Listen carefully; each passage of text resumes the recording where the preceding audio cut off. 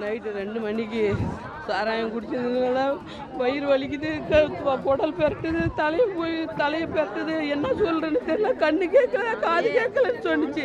கொஞ்ச நாள் செத்துட்டேன்னு சொன்னாங்க. சாராயம் குடிச்சுதான் மற்றபடி எதுவுமே இல்லை. சாராயம் குடிச்சுதான் 24 மணி நேரமும் சாராயம். அதில் என்ன கலந்தாங்களோ என்ன பண்ணாங்களோ தெரியல.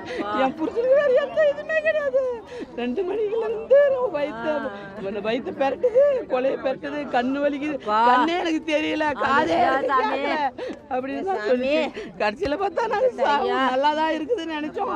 அது சஞ்சீவ் ஹாஸ்பிட்டல் கொண்டு போனோடனே அவர் எப்பயே இறந்துட்டாருன்னு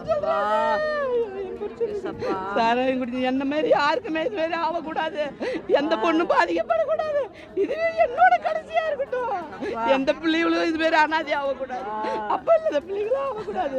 நாத்தனா பையனும் சாராயம் குடிச்சுதான் அவனும் இறந்துட்டான். அரியா பிள்ளைங்க அதுங்க 2 குழந்தைங்க இருக்குதுவே. ஐயோ அது 2 பேர் இவங்க மட்டும் இல்லை, இன்னும் 2 பேர் வேற கருணாபுரத்தில் செத்துட்டாங்க. இனிமேல் சாமி சாராயம் விற்க கூடாது. சாராயத்தால எந்த குடும்பம் பாதிக்கப்படக்கூடாது. ஐயோ சாமி ஏதாவது ஒரு நல்லது செய்யுங்க. எங்களை மாரி யாரும் இந்த மாதிரி ஆகக்கூடாதுங்க. எல்லா குடும்பத்தையும் நீங்க தாங்க பாருங்க சாமி.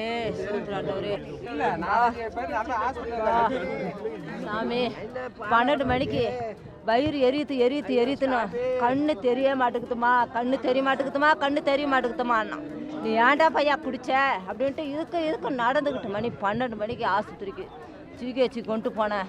என்னடா குடிச்சேன்னா சாராயம் தாம்மா குடித்தேன். வயிற்றை பெரட்டுது, கண்ணு தெரிய மாட்டேங்குது. வேணப்பா அங்கே தூக்கிட்டு போனவொடனே அங்கே போதையாக்குறான். ஒன்றும் பார்க்க முடியாதுமா, நாங்கள் இங்கெல்லாம் பார்க்க மாட்டோம், நீங்கள் கூட்டு கொண்டு போங்க அப்படின்ட்டாங்க. ஜிக்கு அங்கே போனோடனே நான் திருப்பி அங்கேருந்து வந்து சரி தண்ணியாச்சும் ஊற்றி தெளித்து மூஞ்செல்லாம் கழுவி விட்டா கண்ணுக்கெல்லாம் யார் குத்திச்சு. அப்புறம் பயந்துக்கிட்டு திருப்பி பசங்கள்லாம் ஏற்றுக்கிட்டு அப்படி போகிறேன்.